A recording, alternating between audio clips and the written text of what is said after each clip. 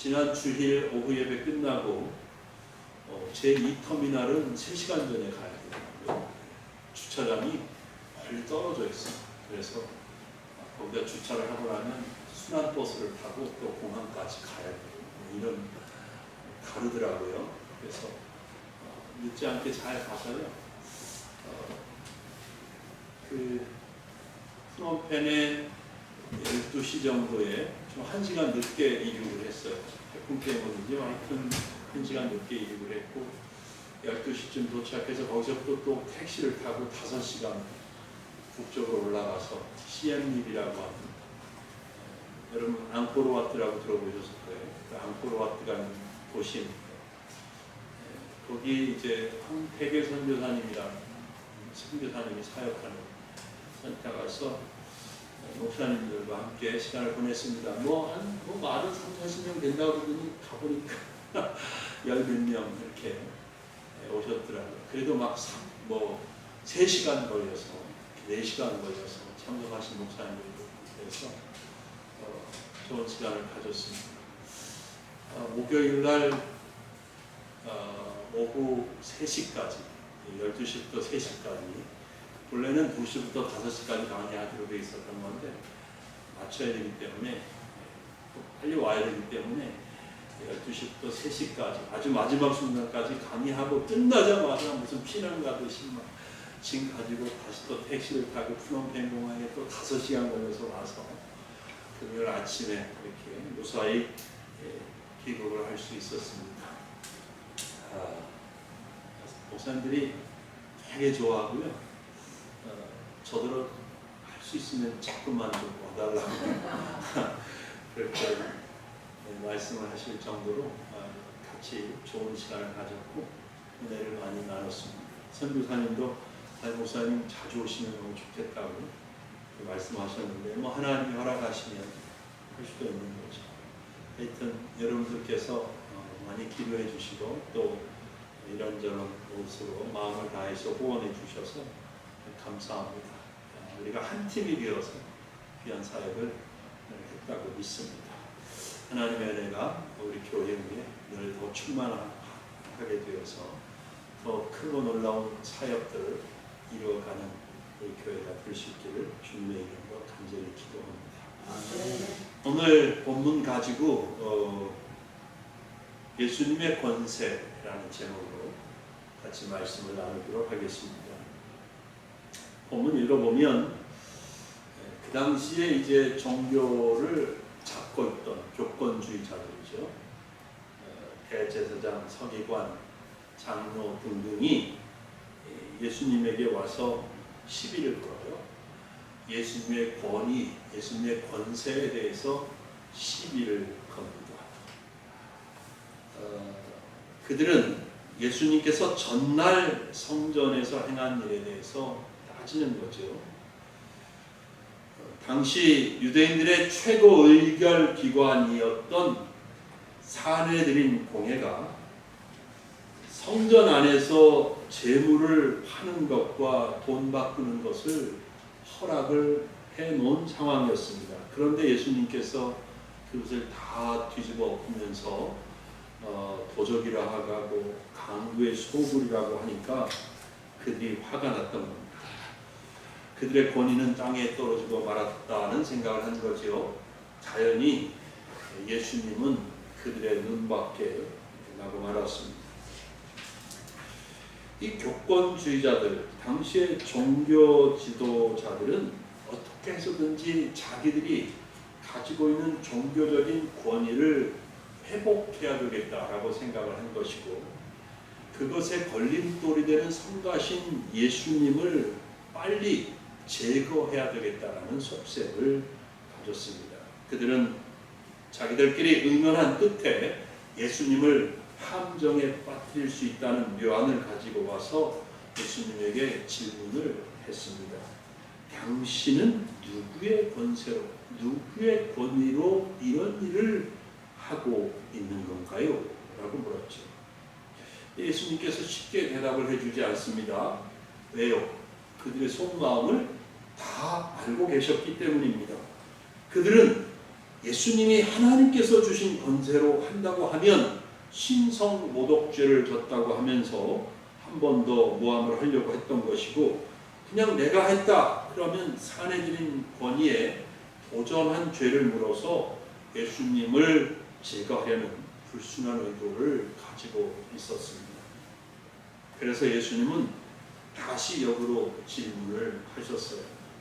세례 요한의 세례가 그러면 사람에서 사람에게 난 것인가 아니면 하나님이 주신 것인가? 라고 예수님이 오히려 다시 질문을 하셨습니다. 예수님은 이 질문을 하심으로써 함정에서 빠져나오실 뿐만 아니라 오히려 그들을 곤란한 궁지에 몰아가셨습니다. 그리고 예수님의 권세가 하늘로부터 온 거다. 예수님이 이런 일들을 행하는 권위는 하늘로부터 왔다라는 것을 은연중 드러내셨습니다. 저는 본문을 보면서 우리는 예수님의 권위, 예수님의 권세를 인정하지 않았던 이 종교 지도자들과는 달라야 된다라는 생각을 합니다. 그래서 이 시간에 하나님께서 우리에게 예수님의 권세에 대해서 더 확실하게 믿을 수 있는 그런 은혜를 주시기를 기도하는 마음이 있습니다. 제가 처음으로 교회 나오면서 배운 복음성가가 예수님 찬양 이런 거 너무 잘 아시는 거죠. 1절은 예수님 찬양 합시다인데 2절인가 한절 가면 예수님 권세 내 권세 이런 가사가 있죠. 그렇게 예수님 권세가 내 권세라고 찬양을 하면서 예수님의 권세를 믿고 예수님의 권위를 인정하는 찬양을 부르지만 정말 대한민국의 성도들 중에 그의 삶 속에서 온전히 예수님의 권세와 권위를 인정하면서 살아가는 성도들은 얼마나 될까 그런 생각을 해봅니다. 여러분 어떠신가요? 여러분 예수님의 권세를 예수님의 권위를 인정해드리고 우리가 우리의 삶에서 그 권위 아래 살아가는 것은 굉장히 중요한 일입니다. 왜냐하면요 성경에 보면 하나님의 권세나 하나님이 주신 권세를 믿지 못하고 거절했다가 불행한 일을 당한 사람들이 많이 있습니다. 그 좋은 예 중에 하나가 민수기 16장에 기록되어 있는데요. 바로 모세에 대항하여 반란을 일으킨 사건입니다. 여러분 모세는 하나님이 세운 종이에요. 그렇죠? 모세가 말하는 것은 곧 하나님이 말씀하시는 거였어요. 왜요? 하나님에게 말씀을 받아서 모세가 백성들에게 전하는 거니까. 그러니까 하나님이 그에게 권위를 입혀주신 것이었어요. 그런데 이 민수기 16장을 보면 레위 증손자인 고라라는 사람이 당을 짓고 모세와 아론의 권위에 도전을 합니다. 그들은 모세와 아론을 거슬러 말하기를 이렇게 말하고 너희가 분수에 지났다. 회중이 다 각각 거룩하고 여호와께서도 그들 중에 계시거늘 너희가 어찌하여 여호와의 총에 위에 스스로 높이느냐 이러면서 덤벼들었어요. 근데 하나님께서 모세와 아론의 권위는 내가 준 권위다 하는 것을 증명해 보이시죠. 그리고서는 그 권위에 도전했던 고라와 자손들을 그냥 땅이 쫙 갈라지면서 그 갈라진 사이로 그냥 떨어지고 빠져들게 해서 죽게 했습니다. 하나님에게 도전한 하나님의 권위에 도전한 것에 대해서 하나님이 심판을 하셨던 겁니다. 자, 예수님 생각해봐요. 예수님은 지난주에 제가 세계선교회 하면서 예수님은 하늘과 땅의 모든 권세를 가지십니다. 그러므로 우리는 결코 우리의 삶 가운데 예수님의 권세를 부인하거나 무시하면 안 됩니다. 무시할 수 없습니다. 그 권세를 가볍게 생각해서도 안 됩니다. 우리는 예수의 권위 앞에 기꺼이 무릎을 꿇어야 합니다. 무릎 꿇는 신용만 해서는 안 돼요. 진짜 무릎을 꿇고 그 권위와 그 권세를 인정해 드려야 한다는 말씀입니다. 그리고 그 권세로부터 오는 모든 보호와 은혜와 축복을 누리는 성도들이 될 수 있어야 되겠습니다. 성도들 그렇게 되기를 바랍니다. 자, 그러면 어떻게 하는 것이 예수님의 권세를 인정해 드리는 걸까요? 예수님의 권위를 어떻게 하면 인정해 드리는 걸까요? 쉽지요. 예수님에게 순종하는 겁니다. 예수님에게 순종하는 것입니다. 근데 그 순종은 온전한 순종이어야 하지요. 온전한 순종은 언제나 순종하는 것입니다. 항상 순종하는 것입니다. 어제는 순종했는데 오늘 순종하지 않는다. 그러면 온전한 순종이라고 말씀드릴 수 없습니다. 한 번 순종했는데 두 번째는 순종하지 않으면 그것도 역시 순종했다고 말할 수 없습니다.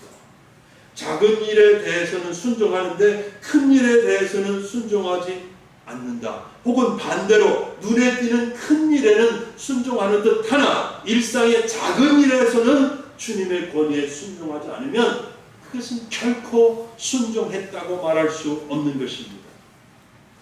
예수님이 가지신 권세는 항상 동일합니다. 내 삶의 작은 일이나 큰 일에 대해서나 예수님의 권위는 동일하기 때문입니다. 여러분, 순종은 또한 내 삶의 전 영역에서 이루어져야 합니다. 그래야 온전한 순종이라고 할 수 있어요. 어떤 분은 헌금은 잘 드리는데 시간은 드리지 않는 분들이 있죠. 또는 반대로 시간은 잘 드리는데 물질에 대해서는 하나님 앞에 온전히 순종하지 못하는 분들도 있습니다. 어떤 성도는 교회에 관련된 일에서는 순종을 잘 하는데 자기의 일, 직장에 관련돼서는 주님에게 순종하지 않습니다. 즉 자신의 삶의 모든 영역에서 예수님의 권위를 인정해 드리지 않는다는 겁니다. 물론 사람마다 약한 부분이 있는 것이 사실입니다. 사람마다 특별히 순종하기 어려운 부분이 있어요. 그러나 예수님은 우리가 가진 모든 것, 우리 삶과 관련된 모든 것에 대한 주권을 가지고 계시다는 것을 기억해야 합니다. 마음에 새기고 있어야 합니다. 우리가 예수님을 주님이라고 부르지 않습니다. 주 무슨 뜻입니까? 주인이라는 뜻 아닙니까? 왕이라는 뜻 아닙니까? 그렇게 예수님을 주님이라고 고백할 수 있다면, 그렇게 믿는다면 우리는 하나부터 열까지 모든 것을 예수님께 맡겨드릴 수 있어야 합니다. 예수님의 주권을 인정해 드려야 한다는 것이죠. 2-3년 전에 교회에서 여러분들에게 내 마음 그리스도의 집이라는 아주 작은 소책자를 선물로 드렸었습니다. 기억하시나요? 기억은 나죠. 근데 이거는 보셨나요? 네, 감사합니다. 읽어보셨나요? 그 책은 정말 잘 쓴 책이에요. 짧은 책이지만 소책자로. 그 책은 우리 마음속을 집에 비유를 하죠. 집에 비유를 합니다. 그리고 예수님은 그 집에 초대된 분이에요. 예수님이 그 마음의 집에 초대되었어요. 어떤 사람은 예수님을 손님으로 대합니다. 예수님을 아주 정중하게 대접해 드립니다. 차와 다과를 대접합니다. 그러나 예수님이 거실을 떠나서 안방에 들어가거나 다른 방에 들어가고 여기저기 다니시는 것을 허락하지 않습니다. 때때로 예수님을 거실에 혼자 계시게 하고 다른 볼일을 보면서 돌아다닙니다. 어떤 때는 혼자 외출했다가 돌아오기도 합니다. 밖에 나가 일을 보는 동안에 예수님은 그의 삶에 없습니다. 밖에서 보는 업무는 예수님 없이 자기 마음대로 처리합니다. 또 다른 사람은 예수님에게 집 구경을 시켜주고 화장실이 여기라고 알려주고 편하게 계시고 마음대로 사용하시라고 말씀을 드립니다. 그러나 잠긴 방이 하나 있지요. 밖에서 큰 자물통으로 잠가놓고 아무도 못 들어가게 합니다. 자기만 가끔씩 들어가는 방입니다. 예수님께서 이 방은 왜 잠겨 있느냐고 물으십니다. 그러면 이분은 주님, 이 방은 들어가시면 안 됩니다. 이 방은 제 사적인 공간입니다. 이렇게 말합니다. 이 사람은 예수님에게 마음의 집 전체를 맡겨드리지 않는 사람입니다. 즉 온전히 순종하지 않는 사람입니다. 자신의 삶의 전 영역을 예수님에게 맡기지 않은 사람입니다. 기독교인들 중에 이런 분들이 많다고 생각합니다. 여러분은 어떠십니까? 비밀의 방을 만들고 그 안에 남이 보면 안 되는 수많은 부끄러운 것들을 쌓아놓고 있습니다. 음란한 잡지, 음란한 영상물들, 은밀한 사생활에 대한 기록들, 시설들, 이런 거 감춰두고 있는 것이죠. 그리고 가끔씩 몰래 자기 혼자 그 방에 들어가서 자기 더러운 욕심을 채우고 합니다. 이런 사람, 예수님에게 온전히 순종하는 사람이 아닙니다. 자신의 삶에 대한 온전한 주권을 예수님에게 아직 양보하지 않은 그런 사람입니다.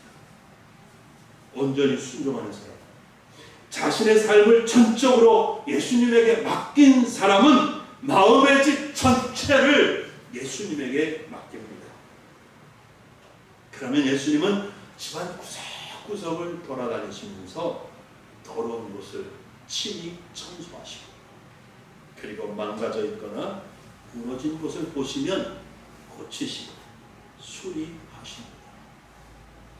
예수님이 집안 전체의 주인이 되셔서 돌보시고 가꾸십니다. 사랑하는 성도 여러분, 여러분들은 어떤 사람들입니까?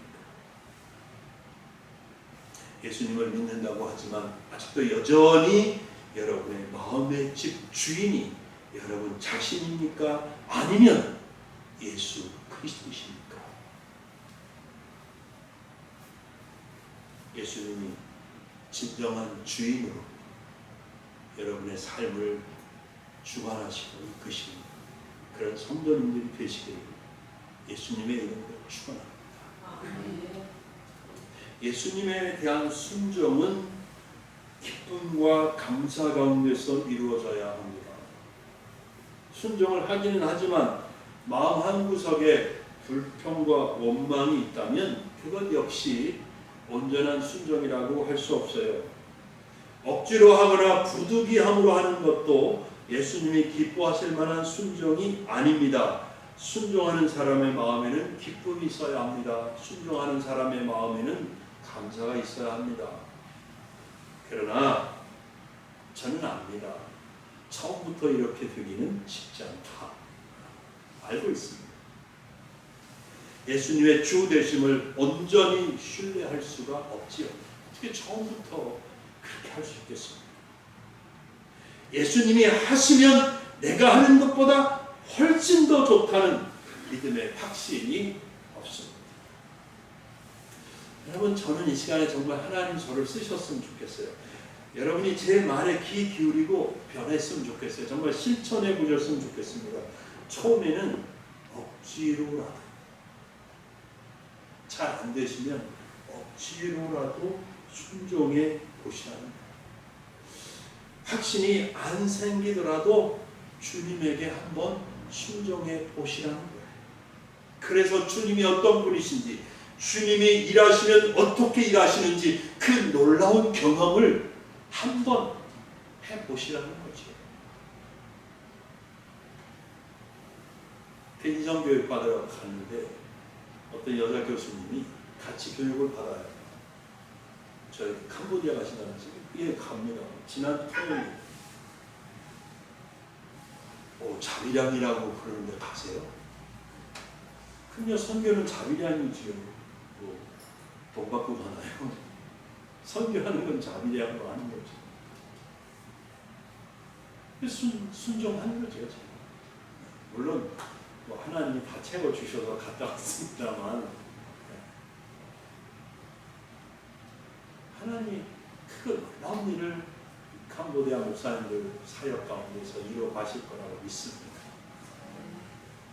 다 나는 모르지만 하나님이 하실 거라고 믿어요. 여러분 요한복음 2장에 기록되어 있는 가나안 혼인잔치 이야기 잘 아시죠? 그죠? 자, 잔치집에 큰 문제가 생겼지 않습니까? 정말 중요한 음식인 포도주가 떨어지고 말았습니다. 근데 거기 돌로 된 물 항아리 6이 있었습니다. 사람들이 손발 씻으라고 떠다 놓은 물이었습니다. 거기다 그 손발 씻으라고 물을 담아 놓는 용도의 물 항아리 6이었습니다. 예수님이 하인들에게 그 항아리 6에 물을 채우라고 하셨어요.